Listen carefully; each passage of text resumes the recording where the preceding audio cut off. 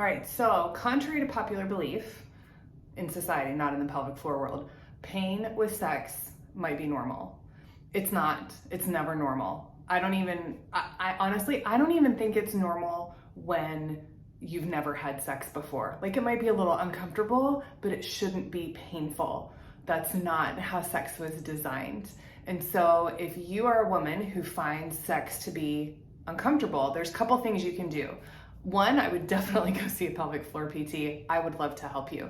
Two, there's 3 different layers of your pelvic floor. And when I do an internal assessment, I use my finger and the 3 knuckles in my finger as a measure of what layer I'm on. So if I do an internal exam and I've inserted just to the first finger, then I'm in the first layer of muscles. If I go to my second knuckle, I'm in the second layer. If I go all the way to my third knuckle where my index finger meets my hand, then I'm at that 3rd layer.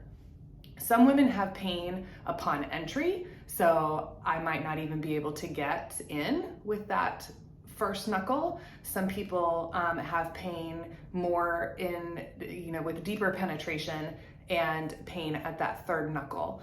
That 3rd knuckle is actually related to a lot of the muscles in your glutes as well. And so we can work not only internally, but externally. But I digress. Let's get back to pain with sex. There's things you can do for yourself, maybe to try before you go see a pelvic floor therapist. Most of the time, women who have a hard time with sexual activity might have a lot of tightness in their adductors. So our adductors are the muscles on the inside of our thigh.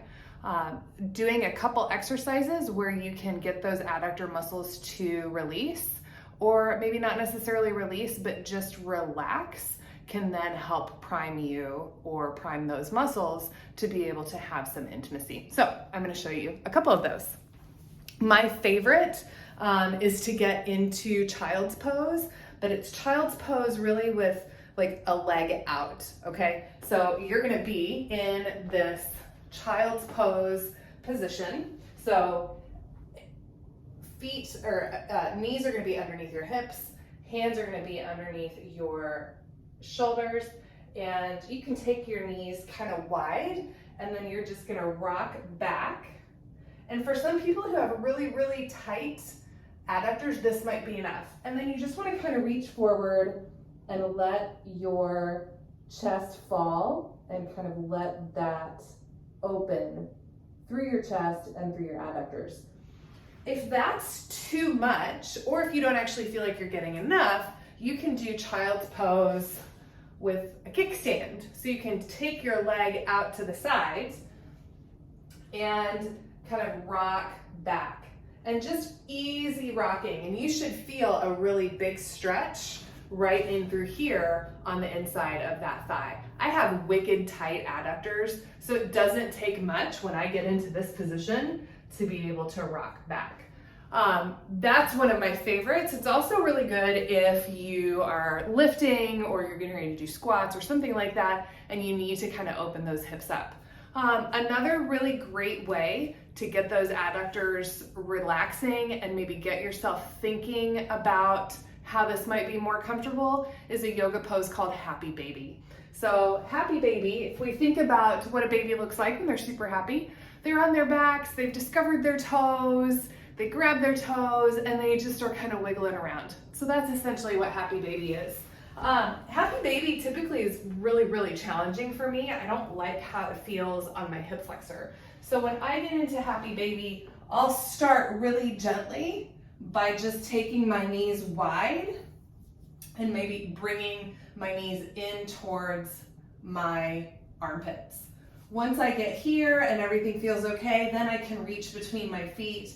I'll use my peace fingers and wrap them around my toes, and then slowly start to bring my feet up towards the ceiling. And in this position, I can start to let not only my adductors go, but if I focus on letting my butt and my tailbone kind of stay in contact with the ground, my pelvic floor will start to relax a little bit too.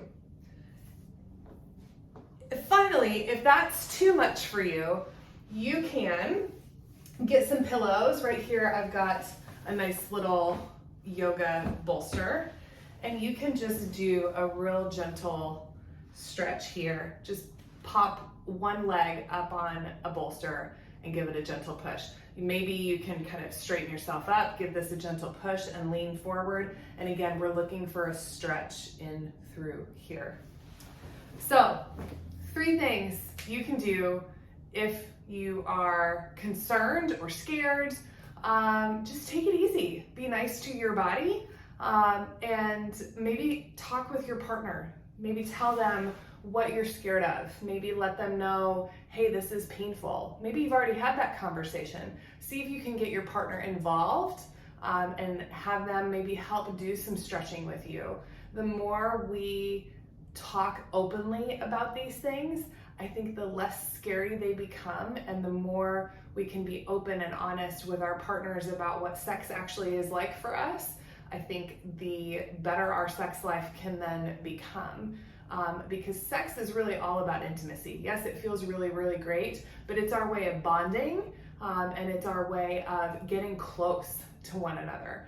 And for a lot of people, it's a whole lot more than just the physical closeness of having sex. It's that emotional connection and that feeling of truly being seen by the person who loves you most, and who you love the most. So I hope this is helpful for you, and I hope to hear lots of things about how sex has gotten better because you've started to relax those muscles.